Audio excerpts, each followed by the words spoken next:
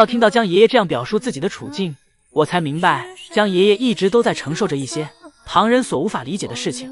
또 사실은 잘못했어요. 여러분들은 편하게 말씀이라고 하실 수 있잖아요. 저는 사실은 또 편하게 이야기하기가 힘들어요. 제가 이야기를 막 할 수 있는 그런 상황이 아니기 때문에 또 그런 저의 고충이 있어요. 江爷爷一直安慰粉丝们关于福宝现在的情况。江爷爷表示自己并不是很担心，而自己现在能做的就是努力让留下来的宝家成员变得更加美丽和闪耀。 일단은 저는 지금 남겨진 친구들을 정말 이쁘고 빛나게 돌보기 위해서 굉장히 노력을 하고 있고요.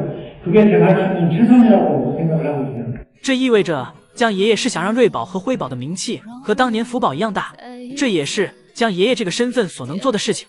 现在江爷爷和姨姨们一样，对现在的福宝都是一名只能远远观看的游客，但又与姨姨们不同的是，姨姨们可以言论自由地表达出自己所想所发言的东西，而江爷爷作为公众人物，以及牵涉到2个不同动物园的事情，江爷爷不能轻易发言。江爷爷也表示自己已经做了自己现在所能做的所有事情了。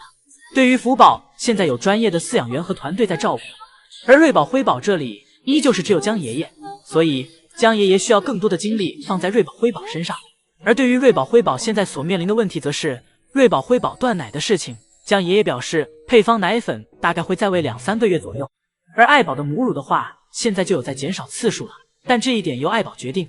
当爱宝觉得瑞宝、辉宝是时候独立了，那自然就不会给姐妹俩吃奶了。是已经不知道瑞宝第几次不想去室外了。这次江爷爷换了个路子来叫瑞宝，江爷爷带了个小跟班过来，江爷爷走在前面，辉宝跟在爷爷屁股后面。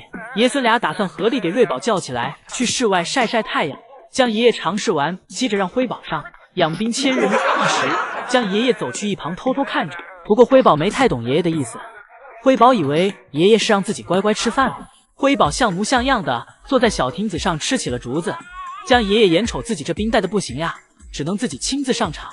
不过在那之前，江爷爷先是拿出手机记录了一下辉宝这自己乖乖吃饭的模样，同时一边夸赞着辉宝真是不过辉宝这吃饭习惯不像爱宝，而是像乐宝，因为辉宝喜欢吃竹筋，乐宝也是喜欢吃竹筋，而爱宝则是喜欢吃竹叶。辉宝吃的是真香，姨姨们越看越觉得有食欲。江爷爷实在抵挡不住辉宝的可爱了，转身走回房间，给辉宝带了一块胡萝卜过来，顺便趁机揉一揉辉宝。这画面可爱的不得了。一会儿江爷爷走了，辉宝在这里吃的也差不多了，自己起身给自己换了一个位置，然后拿起竹子继续吃。辉宝给自己换到了小床上的树墩上，而瑞宝这里就这样一直睡。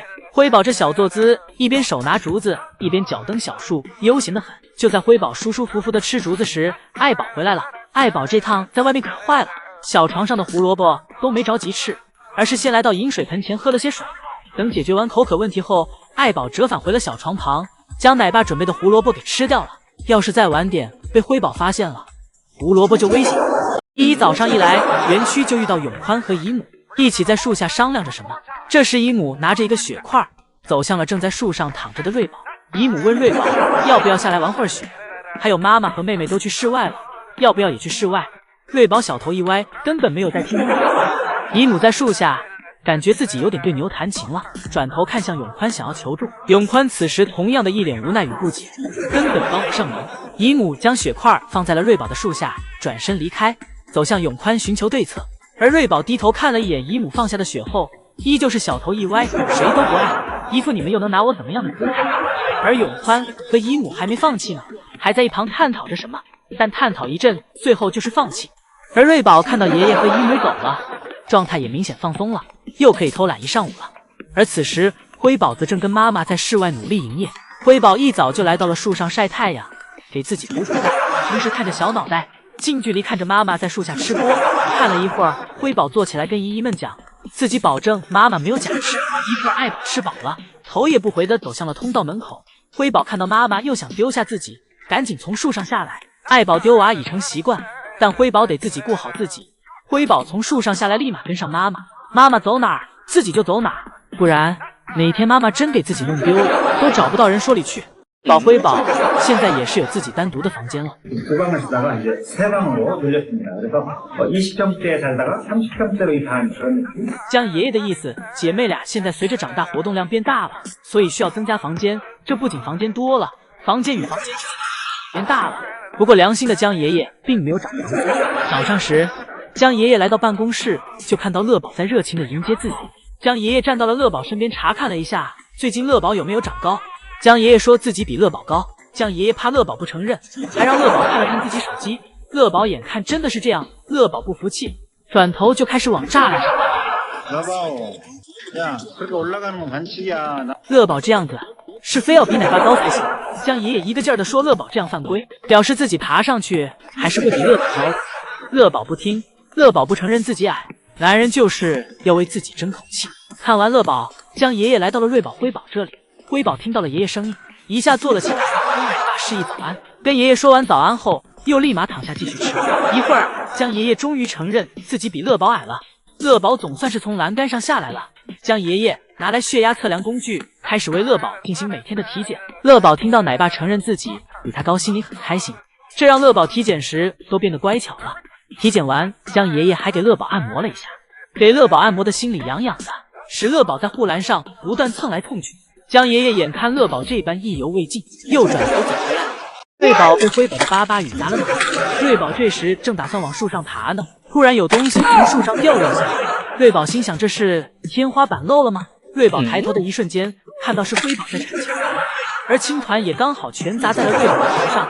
这画面神似当年福宝在树上趴着产青团，老宋头在树下接的样子。不过瑞宝是脑袋接的，瑞宝被辉宝的青团砸得一时失了神。瑞宝回过神来后，立马从上面下来逃走。今天姐妹俩没有别的事儿，就是跟在妈妈屁股后面不断捣乱。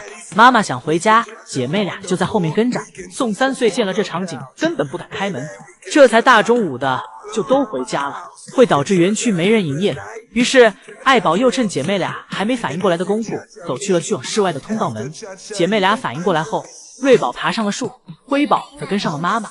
辉宝堵在门口，表示妈妈出去自己就出去，不能搞区别对待。老宋头见状，只能先让辉宝进去了。辉宝进去后，老宋头拿来小苹果给辉宝哄骗了出来。辉宝永远都抵挡不住小苹果的诱惑。不过等辉宝吃完小苹果后，反应过来了，发现自己是被骗了。辉宝在心里记下来。一会儿，宋3岁再次来到园区时，辉宝开始玩命的追赶复仇，这给老宋头追的都没法工作了。老宋头这时给回家的通道门打开了，打算给辉宝关回家待一会儿，等自己打扫完了再给其放出来。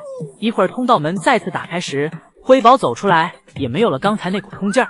辉宝自己乖乖走去了小木床上，坐在妈妈固定吃竹子的位置，小手拉过竹子来，乖乖在小木床上吃起了竹子。瑞宝凑到妈妈身边，没有前摇的，直接坐在了妈妈的双下巴上，在妈妈双下巴上蹭来蹭去，一边蹭还一边讲：小爱，你知道我超喜欢你的双下巴吧？姨姨们感觉到爱宝带娃越来越累了，姐妹俩总是变着花样的折腾妈妈。昨天辉宝在树上不想下来，爱宝试着上树给辉宝叫下来，但爱宝尝试了一下，发现自己现在的身体已经无法做到辉宝和瑞宝那样的灵活了。这窄小的空间，爱宝发现自己根本上不去，最后只能尴尬的从树上下来。爱宝抬头看着树上的辉宝，感叹着还是年轻好。而今天姨姨则撞见了爱宝正准备产青团时，瑞宝辉宝这时非要凑过来要奶喝。爱宝产个青团都不得空，有时候真的挺想让爱宝收拾一下这姐妹俩。前2天宋爷爷给爱宝测量体重，现在的体重是116.5千克，虽然这个体重也很健康，但是爱宝明显比去年瘦了。去年这个时候爱宝的体重是127.7，可见瑞宝辉宝越大，对爱宝的体力消耗也越大。不仅仅是平时瑞宝辉宝对爱宝的折腾，更多的是瑞宝辉宝越长大，喝奶的需求量也越大。这也是为什么宋爷爷跟瑞宝辉宝商量要不要断奶。爷爷们可见不得自己的宝贝闺女受委屈，姐妹俩再这样总是欺负爱宝，那姐妹俩独立的日子将会越来越近了。